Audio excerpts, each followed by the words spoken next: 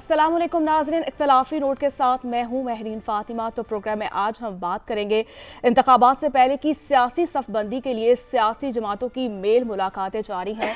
और अगर बात की जाए पंजाब की, तो पंजाब में बड़े सियासी खिलाड़ियों की मौजूदगी मुस्लिम लीग नून के लिए दर्द सर है। तो वहीं सिंध में पीपल्स पार्टी मुखालिफ इस वक्त जो इत्तेहाद है वो ज़ोर पकड़ रहे हैं। KPK और बलूचिस्तान में भी यही सूरत हाल दिखाई दे रही है, नए नए इत्तेहाद बन रहे हैं। और अगर दूसरी जानिब बात की जाए तो पीपल्स पार्टी के अहम रहनुमा और साबिक अपोजिशन लीडर खुर्शीद शाह साहब ने खबरदार किया है कि अगर इस बार पंक्चर्स लगाए गए तो मुल्क को बहुत बड़ा नुकसान होगा। साथ ही साथ उन्होंने ये भी गिला शिकवा किया कि लेवल प्लेइंग फील्ड कैसे हो सकती है जिस तरह से निगरान हुकूमत में एक पार्टी के जो हैं लोग शामिल हैं। यानी उन्होंने ये कहना चाह रहे हैं कि निगरान हुकूमत के साथ जो है मुस्लिम लीग नून के लोग जो हैं वो शामिल हैं। और साथ ही साथ उन्होंने ये भी कहा कि अगर इस बार सिलेक्शन हुई तो मुल्क को फ़ायदा नहीं बल्कि नुकसान होगा। और ये भी उन्होंने कहा है कि दुआ करते हैं कि इस बार जो है मुल्क में जमहूरी तरीके से इंतखाबात हो। इसी पर अपने पैनलिस्ट की हम राय भी जानेंगे। साथ साथ आपसे प्रोग्राम का आगाज़ करूंगी जिस तरह से MQM और JUI और जिस तरह से मुस्लिम लीग नून की जानिब से इत्तेहाद किया गया है, ये नए बनने वाले जो इत्तेहाद हैं कितने फितरी हैं और इसका फ़ायदा किसको होगा ज़्यादा?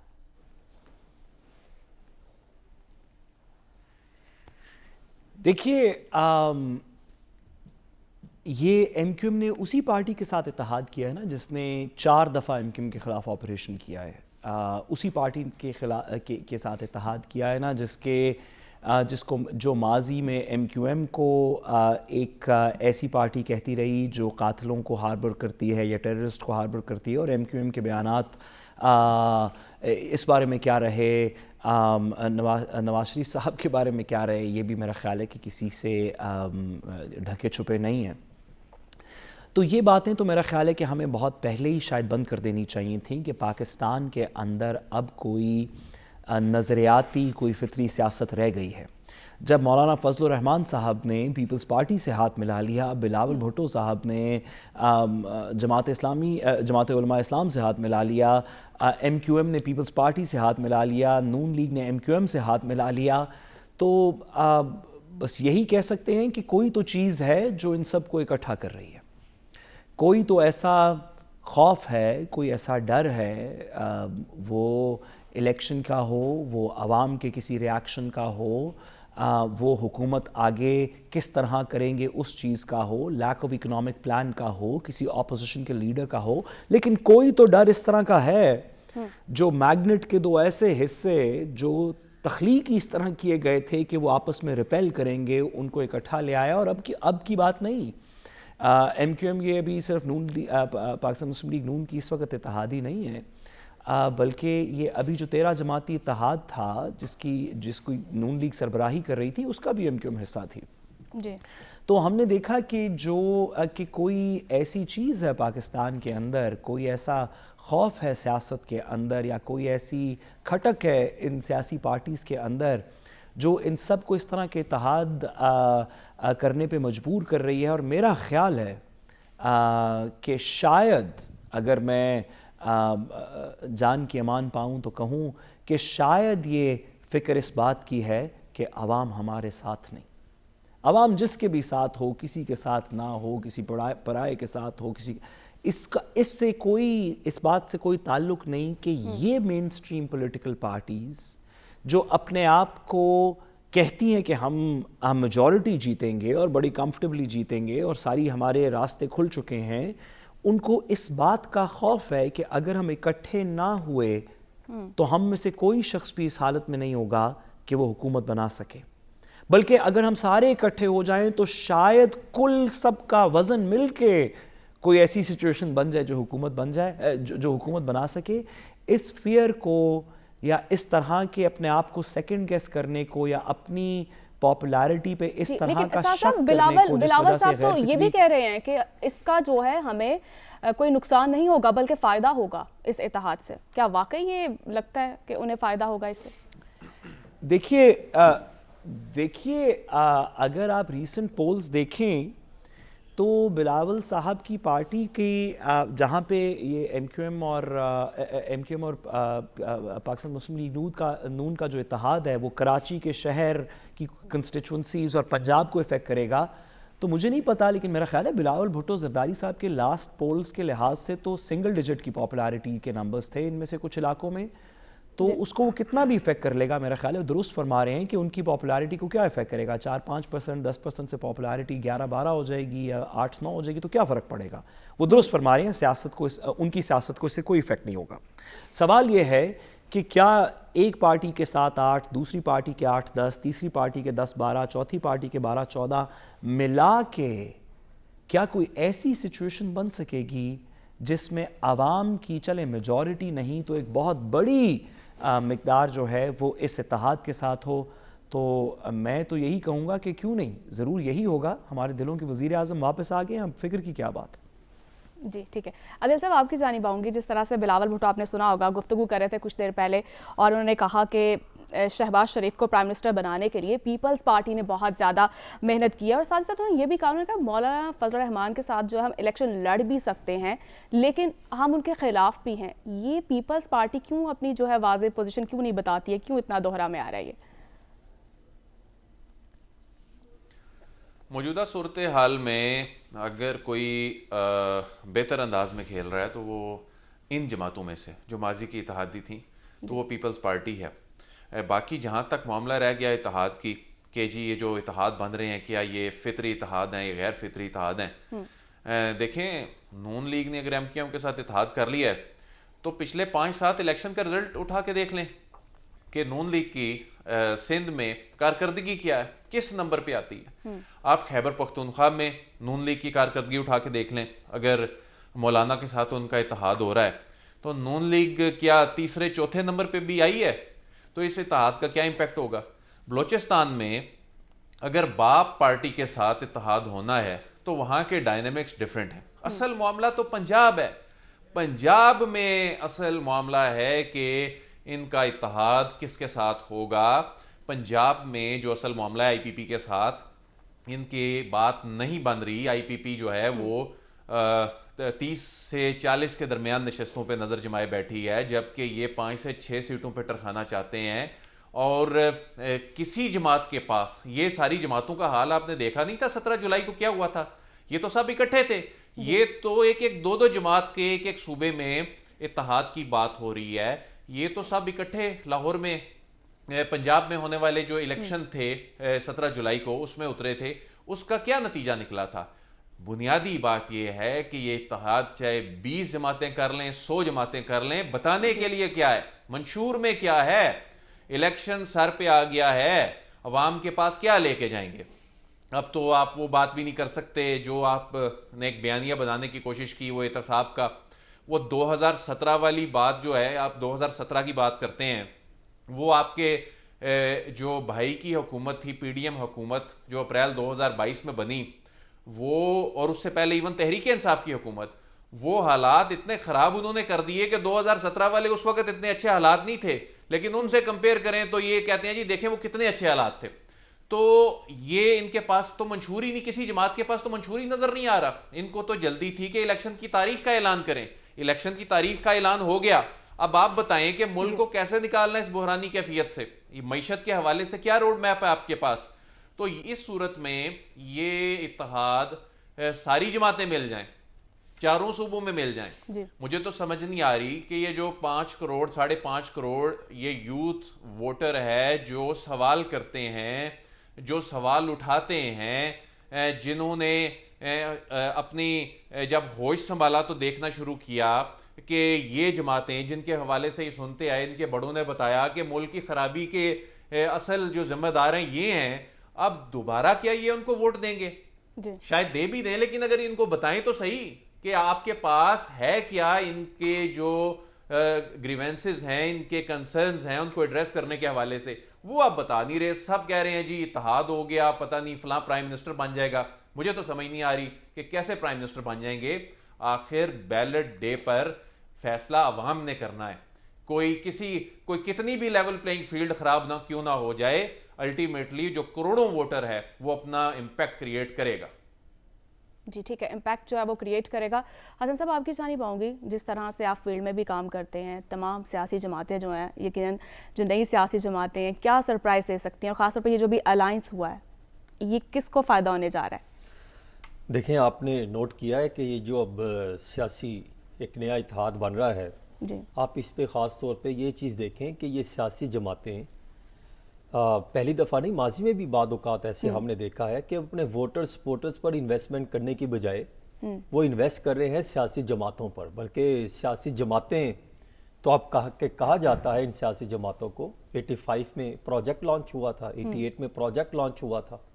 वो प्रोजेक्ट जो है वो फिर उस पर काम होता रहता है, फिर वो चीज़ें ईंटें लगती रहती हैं, सीमेंट लगता रहता है, फिर वो सियासी जमात का ढांचा इख्तियार कर जाता है, उसे फिर सियासी जमात कहा जाता है। हमारे वतन में, मुल्क में बहुत कम ऐसी सियासी जमातें हैं जो वाकई बुनियादी तौर पे अवामी इश्यूज़ पर खेलती होंगी। लेकिन जितने भी मैं तो जिनको देखता हूँ, ये जो अभी आप सियासी इत्तेहाद की बात कर रही हैं कि MQM मुस्लिम लीग नून के पास आ गई, उनके हेडक्वार्टर 180H ब्लॉक मालोटाउन में आके मुलाकात हुई, ये तो होना ही था। वो तो खुद कह रहे हैं कि ये तो पहले हमने साइन कर लिया था। और फिर ये जो अभी बात की जाती है मंशूर की, रोड मैप की, अदील वराइस साहब बात कर रहे थे, ये कोई मंशूर और रोड मैप की बात नहीं है, समझने वाली चीज़ें हैं। हकीकत और बयानात और ऐलानात और इनके दावे और इनके मंशूर, इनका हकीकत से और ज़मीनी हक़ाइक़ से कोई लेना देना नहीं है। जी आप सिर्फ ये देख लीजिए, जिस तरह अभी अदील वराइस साहब कह रहे थे कि प्राइम मिनिस्टर फलां को बना लिया, फलां को चीज़ें बन गई। अगर वो चीज़ समझ में नहीं आ रही तो फिर आपको सियासी इत्तेहाद को देख के तो चीज़ें समझ लेनी चाहिए कि अब जो सियासी इत्तेहाद बनता दिखाई दे रहा है, जो वोटर्स सपोर्टर्स पर इन्वेस्टमेंट करने की बजाय, उन पर इन्वेस्ट करने की बजाय, उनके पास जो है मंशूर लेकर जाने के बजाय सियासी इत्तेहाद पर ज़्यादा जो है वो फोकस क्यों किया जा रहा है? क्योंकि ये वही सियासी जमातें हैं जो इशारों पर चलती हैं, जो बैठती हैं। MQM का माजी उठाकर देख लीजिए, जिस तरह अभी सादुल सूद साहब उसकी तरफ इशारा कर रहे थे कि क्या अपने वोटर सपोर्टर्स को जाके बताएंगे कि इन्होंने हमारे खिलाफ ऑपरेशन किया था, इन्होंने हकीम सईद का हमारे खिलाफ इल्ज़ाम लगाया था, इन्होंने जब भी इक़्तिदार में आए वो उनके साथ थे, वो गए थे ना, 2 दफ़ा साथ गए, फिर इनकी मौजूदगी में इनको साथ मिला के ऑपरेशन शुरू कर दिया। फिर वो MQM कहती है वो हमारे खिलाफ था, नून लीग कहती थी नहीं वो दहशतगर्दों के खिलाफ था। इल्ज़ामात तो लगते रहे, उनको तो नहीं छुपाया जा सकता, तारीख तो बड़ी पड़ी है। और जब MQM का वफद 180H ब्लॉक में मुलाकात करने आ रहा था, तो मैं ज़रा वो आपको अहवाल बताऊं तो आपको अंदाज़ा होगा कि ये चल क्या रहा है। जब वो आ रहे थे, क्योंकि मैं इनको देखता रहा हूँ, वो उनके चेहरे पर मायूसी नहीं होती, परेशान नहीं होते, बड़े खुशगवार माहौल में आते हैं जब भी किसी के साथ इत्तेहाद करने आते हैं। लेकिन इस दफ़ा मैंने देखा उनके परेशान थे, मायूसी छाई हुई थी, जो है खालिद मकबूल सदीकी साहब के चेहरे पर भी, और फिर बाकी मुस्तफ़ा कमाल साहब के भी, डॉक्टर फारूक सत्तार पे, और ख़ास तौर पे मुस्लिम लीग नून जो मेज़बान थी वहाँ पर, उनके भी कोई जो है वो कोई खुशी उनके चेहरे पर दिखाई नहीं दे रही थी। फिर जो मीटिंग इजलास हुआ उसमें भी हमने देखा, तय क्या हुआ कि हमने जो है मुल्क की मफाद की खातिर हमने आगे चलना है। तो बस आप ये जुमला देख लीजिए, इसी को जो है आप पैराए में रखें और उसको मलहूज़े खातिर रखते हुए आप देखते जाइए। उसके बाद फैसला क्या हुआ, अभी सियासी वहाँ पर सिंध में जब ये जाएंगे, आज भी इनकी मीटिंग होनी है, जो कमेटी तश्कील दी गई है, वहाँ पर वो मजीद जमातों को अपने साथ मिला लेंगे। लेकिन बात फिर यह है कि वो किसके खिलाफ सियासी इत्तेहाद बन रहा है, किसके खिलाफ इत्तेहाद लेकर जाएंगे? वो लेकर जाएंगे जो सबसे बड़ी सियासी जमात होगी, कौन? पाकिस्तान तहरीक इंसाफ, और उसके बाद पाकिस्तान पीपल्स पार्टी, और फिर वहां पर कौन स्टैंड करता है? तहरीक लबैक पाकिस्तान, वो भी उनका भी वोट मौजूद है, जमात इस्लामी का वोटर भी वहां पर मौजूद है। तो फिर उनका मुकाबला करेंगे। अगर वो सियासी जो है वो इत्तेहाद की तरफ जाते हैं तो क्या वो उनके साथ मुशावरत करेंगे? देखिए, सिंध में भाई भाई, और बलोचिस्तान में बाप, और पंजाब में महाज, खैबर पख्तूनख्वा में पठान, ये चारों को मिला लें और ये चारों को आप थोड़े से इनके नुक्ते, इनके इशारे आपस में मैच करें, आपको अंदाजा हो जाएगा आगे कौन सा इत्तेहाद बनने जा रहा है, कौन सी पार्टी जीत रही है। अभी जो गवर्नर हाउस में जो इजलास हुआ, ऑप्शन क्या है ना सियासी जमातों के पास? देखिए, ऑप्शन तो बड़ा कुछ है। ऑप्शन तो फिर आपने वो सवाल ही वो कर लिया, तमाम को लेवल प्लेइंग फील्ड दे दें, फिर ऑप्शन आपके सामने आ जाएंगे। आप तो खुद सवाल वो जो है वो पैदा कर रही हैं कि मुझे मजबूरन उसका जवाब की तरफ देना पड़ रहा है। खैर, गवर्नर हाउस में मीटिंग जो हुई है उसमें क्या था? اس میں تھا کہ وہ لوگ جو جنوبی پنجاب محاذ کے وہ افراد جو نون لیگ سے نکل کر گئے تھے، جنہوں نے یا تو انتخابات لڑا نہیں یا آزاد لڑے، اور یا جو ان کو اس وقت مجبوراً کسی سیاسی جماعت کے ساتھ اٹیچ کیا گیا، ان کو تو واپس لے لیں گے. اور لگ بھی یہی رہا ہے کہ شاید اگلے 5 10 15 20 دنوں میں وہ پورا محاذ جو ہے وہ مسلم لیگ نون میں شامل ہو جائے گا، اور پھر کچھ آئی پی پی کے افراد وہ بھی مسلم لیگ نون میں شامل ہو جائیں گے. تو یوں اگر دیکھا جائے تو یہ ریالٹی کچھ اور بنتی دکھائی دے رہی ہے. یہ ووٹرز کی بنیاد پر نہیں ہے، یہ تو ہے کہ سیاسی جماعتوں کی بنیاد پر وہاں پر انویسٹمنٹ چل رہی تھی، وہاں پر مسلم لیگ نون کو مضبوط بنایا جائے گا. اور پھر جو ہے وہ گراؤنڈ ریالٹی منشور، جس کی منشور کی بات کرتے ہیں، یہ کون سا منشور ہوگا؟ 16 ماہ کا منشور لے کر آئیں گے، ہم نے یہ اقدامات کی. جی صاحب کچھ کہنا کچھ چاہ نہیں، رہے میں معذرت میں حسن کی ہیں؟ جی کچھ نہیں، میں کہنا یہ چاہ رہا تھا کہ حسن کی میں نے بات سنی نا، تو مجھے وہ ہم سب نے ایک ایسی دہائی میں 80 کی دہائی میں میں کم از کم ایسی دہائی میں بڑا ہوا ہوں جس میں گھر میں سب سے زیادہ جن چیزوں کے اوپر بات ہوتی تھی نا، وہ یہ لکڑہارے کی کہانی اور سبق آموز دارا کا گاؤں اور اس طرح کی کہانیاں ہوتی تھی. مجھے ایک کہانی یاد آ گئی حسن کی بات سن کے. اس کا ہماری سیاسی پاکستان کی سیاسی تعلق سے سیاسی سچویشن سے کوئی تعلق نہیں ہے، لیکن ایسی مجھے یاد آ گئی کہانی کہ کچھ پرندوں کی ریس لگ گئی. پرندوں کے سب لوگوں نے سب پرندے اکٹھے ہوئے، انہوں نے کہا ہمیں ریس لگانی چاہیے. انہوں نے کہا یہ باز بہت تیز ہے، یہ عقاب ہم سے پکڑا نہیں جاتا، تو ہمیں ریس لگانی چاہیے. تو فاختہ، کیونکہ ابھی آپ نے نواز شریف صاحب کے ساتھ بھی دیکھی، تو فاختہ ساری اکٹھی. انہوں نے کہا کیا کریں؟ انہوں نے کہا ایک تو ہم ان کو باز کو ہم اکیلے تو نہیں ہرا سکتے، ایسے کرتے ہیں کہ ہم نا وہ کوے اور چڑی اور سب کے ساتھ مل کے اڑیں گے، ہو سکتا ہے اکٹھے مل کے ہم باز کو پکڑ لیں. تو مجھے لگا یہ کہ جب عوام کی رائے کچھ اور کہہ رہی ہو تو آپ اس طرح کی چیزیں اکٹھی کر کے یہ سیاستدان آپس میں عوام کی رائے نہیں بدل سکتے. آپ کو کرنا یہ پڑے گا کہ عوام سے عوام کی بات کرنی پڑے گی، اپنی غلطیوں کو تسلیم کرنا پڑے گا، کچھ چیزوں پہ کھڑا ہونا پڑے گا، لوگوں سے بات کریں. اگر آپ یہ کہتے رہیں گے کہ ہم نے کچھ نہیں کیا، ہم نے کبھی چوری نہیں کی، ہم سے پاک صاف کوئی ہے نہیں، ہم نے کبھی غلطی نہیں کی، ساری غلطیاں کسی اور نے کی ہیں، تو لوگ اس بات سے تنگ آ گئے ہیں. آپ فاختہ ساری اکٹھی کر کے بھی اس سپیڈ پہ نہیں پہنچ سکتے جہاں پہ آپ کو عوام ووٹ دے گی. چلیں سارے کبوتر مل کے بھی اس سپیڈ پہ نہیں پہنچ سکتے جہاں پہ عوام آپ کو ووٹ دے گی. ایسے نہ کریں، کوئی تھوڑی مناسب بات کریں، کیونکہ آپ اتنی بڑی پولیٹیکل پارٹی ہیں، آپ کے اتنے ووٹرز ہیں، لوگوں کو آپ سے اتنی امیدیں ہیں. پاکستان جس جہاز پہ آپ کو لے کے آیا، اس جہاز کا نام امید پاکستان رکھا گیا.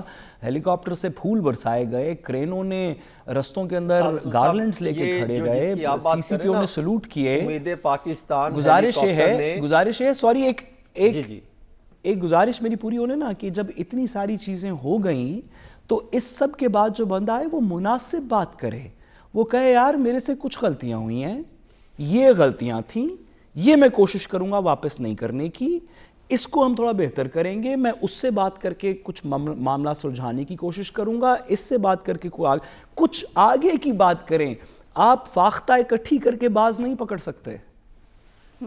دیکھیں امید پاکستان جس کا آپ نے ذکر کیا وہ بہت اچھا بیانیہ لے کر آئے تھے، لیکن مجھے یہ لگتا ہے کہ اس امید پاکستان وہ جہاز یا ہیلی کاپٹر میں PDM-2 جو ہے وہ اس کی پیداوار سامنے آ جائے گی. پھر آپ دیکھیں گے جب انتخابات کے بعد وہی اسی جماعت کو لیڈ کر رہے ہوں گے، یہی امید پاکستان کی تقریر کرنے والے، اور اسی میں جو ہے وہ PDM-2 میں دیگر افراد بھی موجود ہوں گے، جس میں پاکستان پیپلز پارٹی بھی شامل ہوگی، مولانا فضل الرحمان صاحب بھی موجود ہوں گے، ان کی پارٹی بھی ہوگی، MQM پہلے ہی ان کے ساتھ جا چکی ہے، باپ پارٹی ان کے ساتھ ہوگی، جنوبی پنجاب محاذ ان کے ساتھ ہوگا، اور پھر یوں ایک مخلوط حکومت دوبارہ بن جائے گی. اور پھر یہ کہا جائے گا کہ یہ امید پاکستان ہے، یہ وہی PDM-1 ہے جنہوں نے 16 ماہ میں ملک کا ستیاناش کیا تھا، وہ پھر آ کے کریں گے. ریس تو رہی نہیں، ان کے درمیان کب ریس ہوئی؟ ان کے اساسوں کے درمیان کب ریس ہوئی؟ ان کے منشور کے خلاف یا حوالے سے کب ریس ہوئی؟ انہوں نے غریب عوام کے معاملات حل کرنے پر کب ریس کی؟ دیکھیں کل سے آپ نے دیکھا ایک شو لگا ہوا تھا کہ فلاں کرپٹ ہے، فلاں کرپشن کر گیا، فلاں لوٹ مار کر گیا. یہ پہلے بھی یہی سنتے آئے تھے. 16 ماہ کے اندر انہوں نے اس کے خلاف تو کوئی احتساب نہیں کر سکے, وہی نیب کا احتساب کا ادارہ موجود تھا. تو حسن صاحب 3.5 سالوں میں کون سا آپ نے احتساب دیکھا ہے؟ یہ تو اس وقت ان کے دور حکومت میں یہ باتیں ہوتی تھی کرپشن کی. پی ڈی ایم کے دور حکومت میں سوالات اٹھتے تھے کہ انہوں نے کیسز معاف کرائے, وہاں پر بھی لوٹ مار کے کارخانے لگنے کے الزامات لگے تھے. لیکن کیا یہ منشور کے اندر پوائنٹس لے کر غریب عوام کے پاس جائیں گے؟ نہیں جا رہے. یہی تو بات ہے کرنے کی کہ زمینی حقائق کچھ اور بتاتے ہیں, اور جو بیانات اور دعوے اور اعلانات تو پھر منشور کو عوام کے سامنے جب لے کر آئیں گے وہ کچھ اور رنگ دکھائے گا. پھر کہتے ہیں رنگ کو دیکھ کر رنگ پکڑتا ہے, پھر وہ آپس میں جو ہے وہ دیگر اتحادی جماعتیں اپنا اپنا حصہ لینے کے لیے تھالی لے کر ایک دوسرے کو اکٹھی ہو جائیں گی, اور پھر آپ ایک پی ڈی ایم 2 اور ایک نیا پاکستان, وہ امید ہے پاکستان, وہ اس کی طرف بڑھتا دیکھیں گے. جی ٹھیک ہے. عادل صاحب آپ کی جانب آؤں گی. جس طرح سے پیپلز پارٹی یہ دعائیں کر رہی ہے کہ اس بار جو انتخابات ہیں وہ جمہوری طریقے سے ہو جائے, اور یہ بھی دعویٰ کرے کہ اس بار جو پرائم منسٹر ہے وہ لاہور سے نہیں ہوگا, کیا دیکھ رہے ہیں آپ کے آنے والے انتخابات میں کوئی بڑا سرپرائز مل سکتا ہے؟ سرپرائز تو مل سکتا ہے, اس میں تو کوئی شک نہیں ہے, کیونکہ کلیئرٹی کہیں بھی نہیں ہے. ایک جماعت اپنا کانفیڈنس شو کر رہی ہے اور وہ یہ سمجھ رہی ہے کہ اس کے لیے مسائل جو ہیں وہ بظاہر ختم ہو گئے ہیں, لیکن ابھی بہت سے مرحلے ہیں. ہو سکتا ہے کہ کسی پروسیکیوشن کی وجہ سے, کسی عدالت سے آپ کو ریلیف مل جائے پروسیکیوشن کی نرمی کی وجہ سے, لیکن عوام کی عدالت میٹر کرتی ہے. آپ جو مرضی دعویٰ کر لیں کہ اچھا, یہ بھی بڑی حیرانگی کی بات ہے کہ اب نون لیگ نے بھی کہنا شروع کر دیا, ان کے بھی لوگ ایک پریس کانفرنس میں کہہ رہے ہیں کہ ہمیں بھی پوری طرح لیول پلینگ فیلڈ نہیں ملی. ابھی یہ جاوید لطیف صاحب بھی پریس کانفرنس میں اکثر شکوہ کرتے ہیں کہ ہمیں بھی پوری طرح لیول پلینگ فیلڈ جو ہے وہ ہیلی کاپٹر سیدھا پرائم منسٹر کی سیٹ پہ نہیں اترا. اچھا, الٹیمیٹلی تو دیکھیں عوام نے فیصلہ کرنا ہے. اس دن کا جو ٹرن آؤٹ ہے نا وہ بتائے گا. اس دن ٹرن آؤٹ اگر بڑھے گا تو اس میں سرپرائز صاحب, ویسے ہی عوام نے فیصلہ کرنا ہے جس طرح 2013 میں 2018 میں فیصلہ کیا تھا. تو بالکل ٹھیک کیا تھا نا, اس میں عوام نے ہی فیصلہ کیا تھا. یہی تو مسئلہ ہے, ہمارے سیاستدان ان الیکشنز کو پھر وہ رنگ دیتے ہیں کہ اس کو پورے نظام کو متنازع کر دیتے ہیں. 2018 کے الیکشن میں الیکشن سے پہلے لیول پلینگ فیلڈ کے معاملات ضرور تھے, الیکشن ڈے کے اوپر عوام ہی فیصلہ کرتی ہے. الیکشن ڈے کا میکنزم ایسا ہوتا ہے, آپ تو کور کرتے ہیں کہ وہاں ہمارا جو ایک سسٹم ایسا ہے الیکشن ڈے کا, وہاں پر نہیں آپ کہہ رہے ہیں وہ عوام نے, وہ کب عوام نے فیصلہ کیا تھا 2018 میں؟ آر ٹی ایس نہیں بیٹھ گیا تھا, اور کس نے کیا؟ فیصلے تو آئے نہیں تھے. حسن یار, حسن اس طرح نہیں کرتا. ریالٹی پر جائیں سر, حقائق تھے, آپ خود فیلڈ میں موجود تھے. ریالٹی خدا کا واسطہ, معاملات ڈیلے کر دیے گئے تھے, آر او لے کر رزلٹ بھاگ گئے تھے, آیا ہی نہیں تھا, رات کو 2 بج گئے تھے, 4 بجے تک ہم سڑکوں پر موجود تھے, وہاں پر پہنچے تھے الیکشن سیل میں. آپ کس کی بات کر رہے ہیں؟ آپ کون سا خواب 2018 کا دکھا رہے ہیں؟ جذباتی ہو گئے آپ. میرا خیال ہے حسن صاحب آپ نے فیملی کی رپورٹ نہیں پڑھی. وہ اینک لگانا چاہتا ہوں کہ جہاں پر 2018 میں میرٹ پر جو رزلٹ آئے تھے, میں وہ اینک لگانا چاہتا ہوں. مجھے آپ دیجئے تاکہ میں دیکھوں کہ وہ میرٹ کوئی ایک شفاف انتخابات ہوئے. اچھا, میں عدیل آپ کی اجازت سے حسن سے سوال پوچھ لوں؟ مہربانی کریں. عدیل آپ کی اجازت سے حسن سے سوال پوچھ لوں. ایک مجھے میں پوچھ لیتا ہوں تاکہ صرف بات کمپلیٹ کر لینے دیں. مہربانی کریں حسن صاحب, آپ بڑے سینئر صحافی ہیں اور الیکشن کے معاملات, ڈائنامکس, یہ ساری چیزیں سمجھتے ہیں. اب یہ آر ٹی ایس والی باتیں, رزلٹ لیٹ ہو گئے, لے کر رزلٹ بھاگ گئے, یہ نہیں ہوتا. یہ تو کوئی سیاسی جماعتیں یہ باتیں کرتی ہیں جنہوں نے جو ہاری اس وقت انہوں نے باتیں کی. اچھا چل حسن سوال کا جواب تو دے دے. ریالٹی یہ تھی کہ جب جو پولنگ سٹیشن تھے وہاں پر رزلٹ اناؤنس نہیں کیے گئے, آپ صرف وہ رزلٹ کو اٹھا کر دیکھیے. سوال کا جواب جی صاحب, اگر اس ٹائم جو ہے وہ سیاسی جماعتیں بھی ان پر میرا حسن سے سوال ہے, میرا حسن سے سوال ہے کہ آپ کی حسن چلیں بات تسلیم کر لیتے ہیں کہ 2018 کے الیکشنز میں عوام نے فیصلہ نہیں کیا تھا, تو نون لیگ کی حکومت ختم ہوئی تھی, ابھی پی ٹی آئی کی شروع نہیں ہوئی تھی, تو پھر کس نے درمیان میں فیصلہ کیا؟ سیاسی پارٹی تو تھی کوئی نہیں, کس نے فیصلہ کیا پھر 2018 کا؟ آپ اس کی طرف اشارہ کرنا افضل چاہ رہے ہیں کہ صاحب، جنہوں نے مختصر جواب 2018 میں مجھے بریک کی فیصلہ جانب کیا بڑھنا مئی 2022 میں آپ سے پوچھ رہا ہوں، آپ کہہ رہے ہیں کہ عوام نے نہیں کیا تھا، مجھے لگا عوام نے آپ کیا نہیں ہے، جانتے، اگر آپ کے خیال میں عوام نے نہیں کیا تو کس نے کیا تھا؟ پی ڈی ایم کو اسمبلیوں میں لانے والے کون تھے آپ نہیں جانتے، اس ٹائم اکٹھ کرنے والے کون تھے آپ نہیں جانتے، اس ٹائم مہنگائی مارچ کا نعرہ لے کر سڑکوں پر ان کو لے کر آنے والے کون تھے آپ نہیں جانتے، وہی لوگ تھے جو 2018 میں ان کو لانے والے تھے۔ پلیز بتائیے، یہ حقیقت پر مبنی ہے، آپ کو مجھ سے زیادہ پتا ہے کہ وہ کون لوگ تھے جو اس ٹائم نہیں ہے۔ میں نہیں جانتا کیونکہ میرا خیال ہے 2018 میں عوام نے ووٹ کیا تھا۔ کون تھے اس کا بھی تذکرہ کریں گے ہم آنے والے پروگرامز میں بھی، مجھے بریک کی جانب بڑھنا ہے تو ناظرین میں بریک لے رہی ہوں، واپس آئیں گے چھوٹی سی بریک کے بعد، اسٹے ود اس۔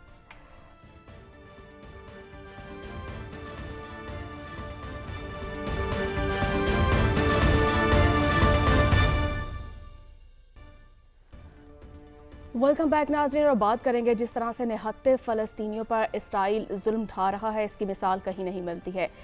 1 مہینے سے زائد کا وقت ہو چکا ہے لیکن نام نہاد عالمی جنگی جرائم کے مرتکب اسرائیل کو لگام نہیں ڈال سکے ہیں، اور دیکھیں ہم جس طرح سے وہاں پر ظلم کیا جا رہا ہے، بچوں کو شہید کیا جا رہا ہے، ہر 10 منٹ کے بعد درجنوں بچے وہاں پر شہید ہو رہے ہیں، لیکن اسلامی ممالک کی قیادت بھی بیانات تک محدود رہ گئی ہے، کوئی اقدامات جو ہیں وہ دکھائی نہیں دے رہے ہیں۔ اسی پر نمائندہ خصوصی حافظ سر اشرفی صاحب نے کچھ گفتگو کی ہے، پہلے وہ سن لیتے ہیں۔ سر صاحب آپ کی جانب آؤں گی، جس طرح سے حافظ سر اشرفی صاحب بھی فرما رہے تھے، جس طرح سے مسلمانوں کو تقسیم کرنے کی یہ کوشش کی جا رہی ہے، وہیں پر امریکہ جس طرح سے اسرائیل کی حمایت کر رہا ہے، کیا دیکھتے ہیں آپ کہ اسلامی ممالک متحد ہو کر بھی فلسطین کے معاملے پر واضح پالیسی دینے سے گریزاں کیوں ہے؟ دیکھیے جو آپ نے بیان سنوایا اس کی حد تک تو میں صرف یہ کہہ سکتا ہوں کہ واعظ ثبوت لائے جو میں کے جواز میں، تو اقبال کو یہ ضد ہے کہ پینا بھی چھوڑ دے۔ گزارش یہ ہے کہ یہ طاہر اشرفی صاحب کے بیانات اور باقی لوگوں کے بیانات کی بات نہیں ہے، یہ کوئی حاضری نہیں لگ رہی جس کے اندر روزے حشر یہ پوچھا جائے گا کہ کس کس نے بیان دیا تھا کانڈمنیشن کا، کس نے اس کی بڑی مذمت کی تھی، پھر کس نے پرجوش مذمت کی تھی، پھر کس نے نہایت پرجوش مذمت کی تھی۔ یہ کوئی اٹینڈنس لگ رہی ہے، کوئی بھائی لوگ شہید ہو رہے ہیں، مظلوم لوگ، بچے، آپ کے پاس اتنے وسائل ہیں ساری مسلم ممالک کے پاس، چلیں وسائل اور اکنامک چیزیں تو چھوڑیں، میں بار بار اس پہ گزارش کر رہا ہوں کہ آپ نے ایک پوری فوج بنائی ہے جو کسی ملک کی فوج نہیں ہے، وہ ایک اسلامک الائنس کی فوج ہے، اس کے اندر جس شخص جو پیسے دے سکتا تھا اس نے پیسے دیے ہیں، جو وسائل دے سکتا تھا، آفیسرز دے سکتا تھا، کمانڈرز دے سکتا تھا، ایمونیشن دے سکتا تھا، جس نے جو دے سکتا تھا مسلم ممالک نے دیے۔ وہ فوج کا بہت سے کام ہے جس میں ایک ضروری ترین کام یہ ہے کہ جہاں پہ مسلمانوں کے اوپر ظلم ہو رہا ہوگا اس فوج کی کچھ رسپانسبلٹیز ہوں گی۔ یہ باتیں اب کشمیر کا بیان کے اوپر ایک مذمتی بیان یا فلسطین کے اوپر ایک مذمتی بیان دینے سے بہت آگے جا چکی ہیں۔ قرآن مجید کی ایک آیت ہے، ہمیں استغفار پڑھنی چاہیے، قرآن مجید کی آیت ہے جس سے ہم سب واقف ہیں کہ اس دن پوچھا جائے گا اس بچی سے جسے زندہ دفنا دیا گیا کہ کیا جرم تھا جس کے لیے تمہیں دفنا دیا گیا، تو صرف اس بچی سے نہیں پوچھا جائے گا، وہ بچے جو اس ربلز کے نیچے زندہ دفن ہو گئے، وہ معصوم جانیں جو اس سارے کے اندر چلی گئیں، ان سے نہیں پوچھا جائے گا کہ کس جرم کے نے تمہیں دفنایا، تمہیں مارا گیا۔ اور اگر پوچھا جائے گا تو ساتھ یہ نہیں بات ہوگی ہم سب سے بطور لوگ، بطور وقت، بطور بنی نوع انسان کہ آپ کے ہتھیار اور وسائل کیا کر رہے تھے اس وقت وہ مصلحت ڈھونڈ رہے تھے اس کے اندر سے، وہ long term economic trade plan سوچ رہے تھے، وہ کیا سوچ رہے تھے؟ میرا خیال ہے کہ اس کے اندر یہ کسی کی مذمتی بیان سے بات بہت آگے جا چکی ہے، ہم سب کو تھوڑی استغفار پڑھنی چاہیے اور سب کو تھوڑا شرمندہ ہونا چاہیے۔ جی بالکل، اب واقعی جو یہ شرمناک پہلو ہیں جس طرح سے یہ ہم دیکھ رہے ہیں، عادل صاحب آپ کی جانب آؤں گی، جس طرح سے اب تو غزہ میں یہ نوبت آ گئی ہے، وہاں پر جو والدین ہیں اپنے بچوں کے جسموں پر ان کے نام لکھ رہے ہیں، اتنی تکلیف دہ یہ بات ہے یقیناً، اور عالمی ادارے تو خاموش ہیں، ان کی جانب سے تو جو ہے بیانات ہی سامنے آ رہے ہیں، لیکن اسلامک ممالک جو ہیں وہ بھی خاموش دکھائی دیتے ہیں۔ کیا آپ کو لگتا ہے کہ کب تک یہ صورتحال چلتی رہے گی؟ دیکھیں یہ جو عالمی ادارے، تنظیمیں، یہ تو انہوں نے تو ہاتھ کھڑے کر دیے ہیں۔ اب تو جس طرح ہمارے پرائم منسٹر جو کہ OIC کے ایکسٹراڈنری جو اجلاس ہے اس میں شرکت کے لیے گئے، انہوں نے بھی کہا کہ محض الفاظ نہیں، اقدامات کی ضرورت ہے اور ایک ایسی تنظیم بنانے کی ضرورت ہے جو صرف عزم ظاہر نہ کرے بلکہ عمل درآمد بھی کرے. لیکن اس میں کیا ہوگا کہ جو اجلاس ہونے جا رہا ہے اب سے چند گھنٹوں بعد، اس میں یہی ہوگا، ریزولوشن آ جائے گی. اس کے علاوہ کیا ہو سکتا ہے؟ اس وقت ہمیں حل کے تلاش کی طرف جانے کی ضرورت ہے. اور آج اس میں ترجمان دفتر خارجہ نے بھی بڑی اہم بات کی کہ دیکھیں پاکستان کے تو اسرائیل کے ساتھ تعلقات ہے نہیں، لیکن اس میں جو ممالک اس کے حمایتی ہیں، جو اس کو سپورٹ کر رہے ہیں، جو اس کو فیسیلیٹیٹ کر رہے ہیں، جو اس کی حوصلہ افزائی کر رہے ہیں، ان سے بات کرنے کی ضرورت ہے، ان پر دباؤ ڈالنے کی ضرورت ہے کہ وہ یہ کام نہ کریں.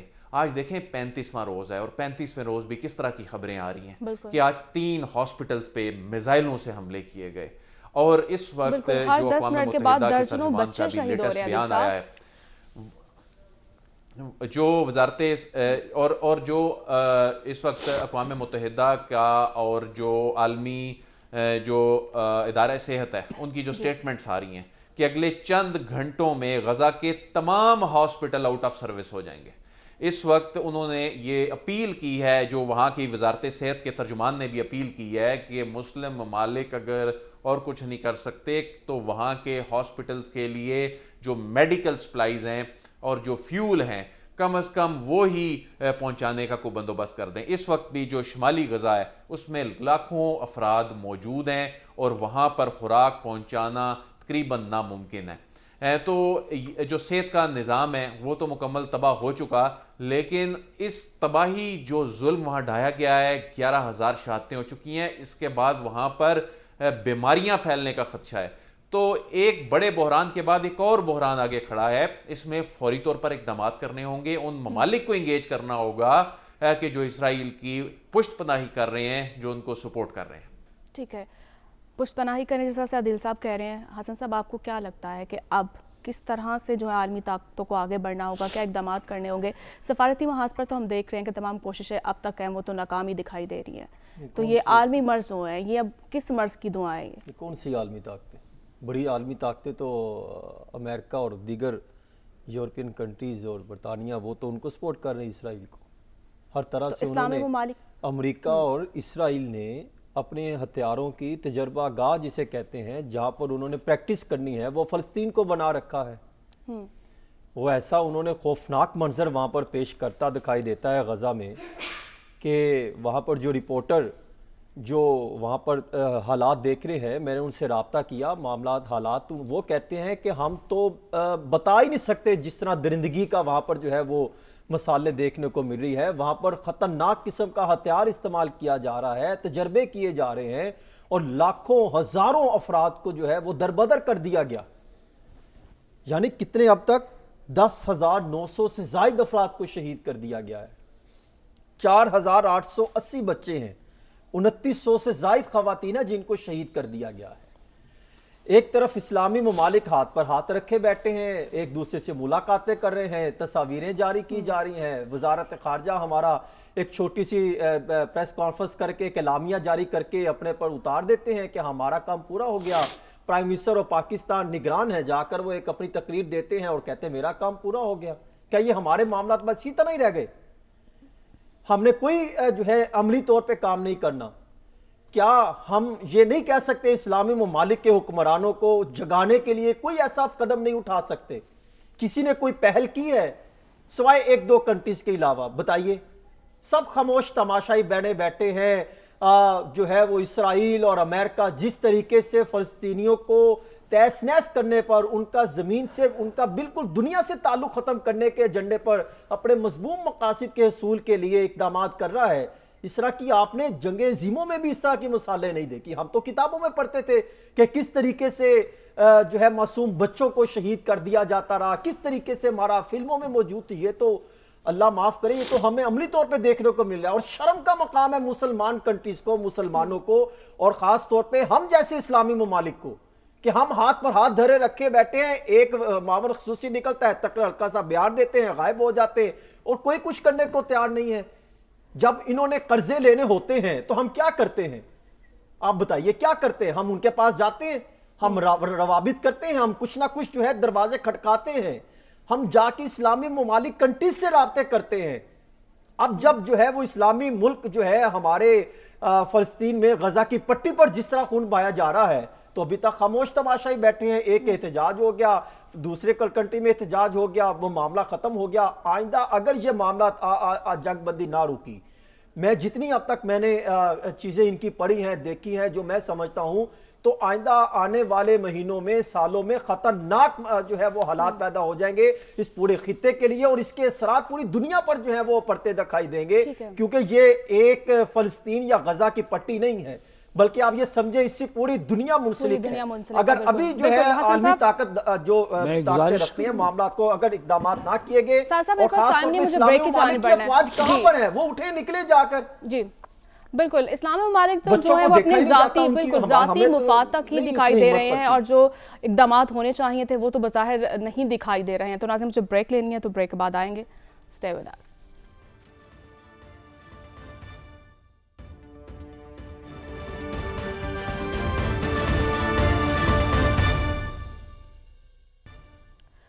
ویلکم بیک ناظرین, اور بات کریں گے ورلڈ کپ 2023 کی, اور یقیناً جو ہے آخری مراحل میں ہے.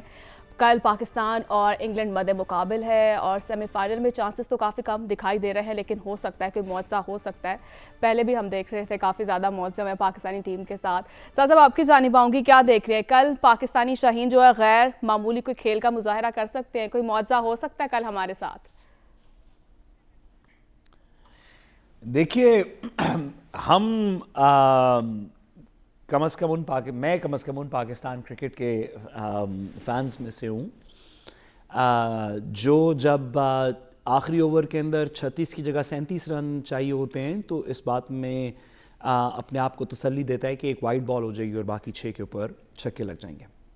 تو میں تو ضرور میتھمیٹکس کے اگینسٹ بھی پاکستان کی کرکٹ کے اوپر کچھ امید لگائے رکھنا چاہتا ہوں, لیکن ریزنیبل بات یہی ہے دیگر ٹیموں نے ہم سے بہتر کھیلا, اور 4 ٹیمیں اس ورلڈ کپ کے اندر اگر ہمارے سے بہتر ہیں تو ہم سیمی فائنل میں نہیں پہنچیں گے.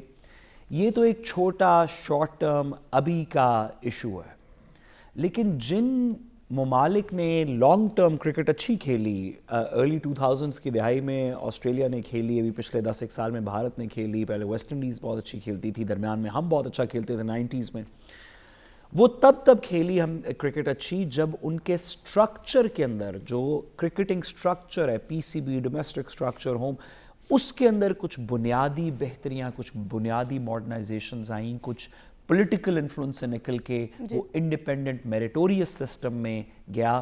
پاکستان کا مسئلہ یہ ہے کہ بابر اعظم تو ہمارے پاس ہے, گاڑی تو فراری ہے, لیکن ڈرائیور اوپر چلانے والا جو ہے, بورڈ کے چیئرمین جو ہیں, وہ ایک زرعی ترقیاتی بینک کے ایکس پریزیڈنٹ. ٹھیک ہے, آپ کا پوائنٹ آ چکا ہے. کیا کہہ سکتے ہیں حسن صاحب آپ کی جانب آؤں گی, جس طرح سے ورلڈ کپ کے لیے کیا لگتا ہے آپ کو, بہترین ٹیم کا منتخب کیا گیا, سلیکشن کمیٹی پر بھی بہت سے الزامات لگتے رہے ہیں, بڑا استعفیٰ بھی سامنے آیا. تو آپ نے شروع میں کہا تھا نا کوئی معجزہ کام دکھا سکتا ہے, کوئی معجزہ ہی ہو سکتا ہے. وہ تو پھر ایسے ہی ہے کہ آپ 300 پہ جو ہے وہ رنز بنائیں اور ان کو 13-14 پہ لا کے ختم کر دیں, پھر ہی ہم جیت سکتے ہیں, اور یہ ناممکن سی ہوتا دکھائی دیتا ہے. اور پھر ایسے بھی نہیں ہے کہ آپ جو ہے وہ لگ بھگ 40-50 کے قریب آپ ان کو آؤٹ کر دیں اور خود جو ہے وہ 2.5-3 اوور میں مکمل کر لیں, پھر بھی پوسیبل نہیں ہے. یعنی ہم ہر طرف سے نا امیدی دکھائی دے رہی کرکٹ ٹیم کی طرف سے, نہ تو دعائیں بچا سکتی ہیں, نہ کوئی معجزہ ہو سکتا ہے کل, کیونکہ ریالٹی یہ بتاتی ہے کہ پاکستانی کرکٹ ٹیم کہیں پر کوئی دور سے کوئی 50% مارجن ہو تو ہم کامیابی ہوتا دکھائی دے سکتا ہے. ہاں, ہمیں اس سے سیکھنا ضرور چاہیے,